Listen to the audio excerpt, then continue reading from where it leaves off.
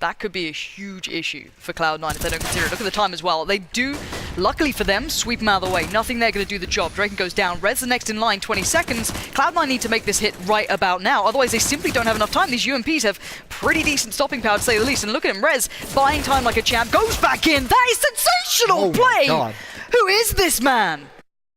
Down toward middle, but he can't get the kill, so it doesn't really matter much just yet. If Shroud, though, hits this shot, things could get tricky. 4 players playing retake, back in from truck, no shots hitting, and they know there's 2 players here on the boost. Nothing that, oh, that's the shot you wanted to see, and again, Shroud! He's coming alive, finally! Now the 1v1, though, Draken spotted out, tagged up, it's a one shot, pretty much both ways of it. Shroud has the bomb and the shot! The headshot comes through! Surely be, they already have so much control. Yeah, I mean, Get Right just lurked his way in towards Checkers, so no one can really rotate and get comfortable, and Cloud9's got to be so confused. They're just losing players on the sides of the map. There's a good 2 kills to find, though, into a 2-on-2, one towards the A site. Shroud, oh, he gets a second through the smoke, put him at a huge advantage. And Get Right, it's all on him. It's one of the reasons they got into a 2-on-2 position. Shroud again spamming through the smoke. They know exactly where he is. 8 seconds on the clock, though.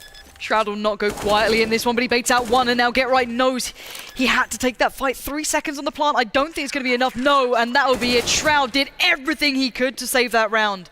You've still got nothing on this angle as well, playing out of MBK corner, so he's got that one under wraps. If Automatic can still do something here, surely not. No. Every single time they're going to check on it, and Forest is clean right now. This is a crisp looking Forest with the jump as well to make it look good, and of course the follow-up. Stewie gets shattered, and Cloud9 are looking vulnerable now. It's all down to one. Oh my word! Here to try and keep the Swedes at bay, and as that smoke starts to dissipate, JW trying to spot on through. A second one thrown in, but this time it looks like the Swedes' patience has worn thin. Oh, down goes Marty. JW entering into the site, in through the wall, drops out. Nico's still got more work left to do, but fantastic entries. Flusher waits, Dennis distracts, Yugi does take the kill in return, but again, Flusher, he still sits in his close position, it's checked, they line up, Flusher, absolutely sick, takes both kills, and Fnatic pick up the round. Through smokes, tags S, tag down at 1 HP, Dennis gonna fall within the B-bomb site, and now fighting for his life. It's Olaf, but his life expectancy no longer than a couple of seconds. JW in with his fabled CZ. Oh, nice quick shot there on the West tag. Will be the 2-on-3. They've done decent damage regardless. Crim's up on short, takes the peek and actually finds Snappy, so now things get dangerous. JW's here as well to start this tirade in towards the site. The 2-on-2, JW with the AK, knows that one of these players is here. Starts to round the corner, very little time left. They've got to be fast if they want to try and clutch this out, but he snuck all the way up. There's players within the site. He's touching their back practically, but him and Grims, they clutch it out. He gets the kit as well. There's enough time left. Fnatic in with an 11th, a round that never should have been. JW and Crims clutch out an impossible 2v2. Kenny can't afford to go down in the site without a pick. Now he's in a position where he can even drop the bomb realistically if he hits a shot, and he won't. Just missing the tip of Binset as he makes his way towards the site. The plant is going to come through, and Kenny can't stop it. That's so unfortunate, but at least they can 2-on-2 retake. MBK and Kenny S coming back in, pushing him from separate positions, and still the AWP is going to be a difficult one, but if you want any AWP on your team, it's going to be Kenny here, pushing in towards quad. Tyloo not peeking, and that's a safe way to play. There's no reason to play over-aggressive as a T-side. The flash will come through, MBK takes one, but DD will trade, and now it's all on Kenny. Running towards the site, but DD overfacing it, somehow works out, and he will take the kill and the round, but what a risky move from DD. He fires back with two headshots as well. 180s for that one. Absolutely ridiculous. Twist on top of the train here, trying to work his way through the bomb site. Obviously, 3 players there can peek at any given time. Twist will find the frag on to one of them. Still has been eliminated, leaving it just on 2 men. Twist trying to play around the bomb train. So Actually, the follow-up frag. This is 3 kills on Twist right now. The only factor is he's sitting on 4 HP. Can find an AWP or an AK. There you go. He's got a much better chance than around. Smoke goes down, he is going to try and plant the smoke. Obviously, Henny should be aware of this, but the thing is, AWP versus AK, when he's only got 4 HP, be better off switching out to his sidearm, play off the back of the pistol, but he plays around the smoke. This could be massive. He's going to tiptoe his way through towards connector, though. Clearing his angles, but he's busts him out! Twist! Oh my god, that's insane! As he whips it round. The young star. Terrorist is biding the time, not giving too much away. Of course, will be Robs towards the ramp from once again. Pushed up a little bit aggressively with the PT-50. Won't get much for his money, though. It looks like the upper commitment comes in. Up to Lau now, 5-7.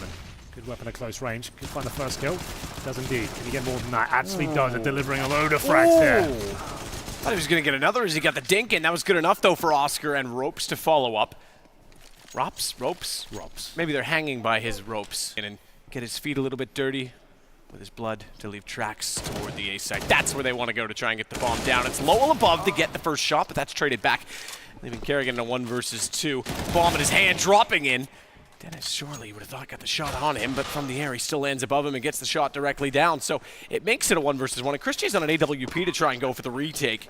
That's going to be a bit of an interesting proposition. Oh, he's done and for. he's gone and right immediately for the peak. Kerrigan catches Chris off with a smart tactic of baiting out to the right. They're bumping into each other in the smoke. It's chaos. Flamey, though, will find the kill on Stewie, but Skadoodle's there to trade it back, and there's Automatic chiming in. Simple. That needed to be the big play. He could have lined up both those kills, but somehow Shroud, Spider senses tinkling, and he picks up the kill. The feet are showing there, and Shroud actually just makes his escape. That might actually be a smart play. He could have maybe had some backup from a teammate there. It's still a 2-on-3. If Na'Vi can't win this round, they won't have very much money in the next round at all. Long distance nade, and Guardian hitting 1 shot, getting a second as well. And now it's a 1-on-1. Everything rides on this for Na'Vi. If they want any chance of winning this, they're going to have to go deep here. And he puts up a smoke. Guardian baiting it a bit. Automatic making the jump to cross. Guardian is waiting for it, but the bomb is ticking right behind him. He's got the kid, he's holding it in. 2 seconds left, and Automatic trying to make the rotation, and Guardian getting the round and getting the shot as well. What an incredible clutch here from the Slovakian sniper. That's what we know, that's how we know him. It's flip side. Yeah. And it was probably some of the most crushed I've seen players be. The only person I can think of that was more crushed was actually Sponge when he failed to qualify for MLG Columbus. Poor Chad. Don't bring it up. Poor guy's sensitive.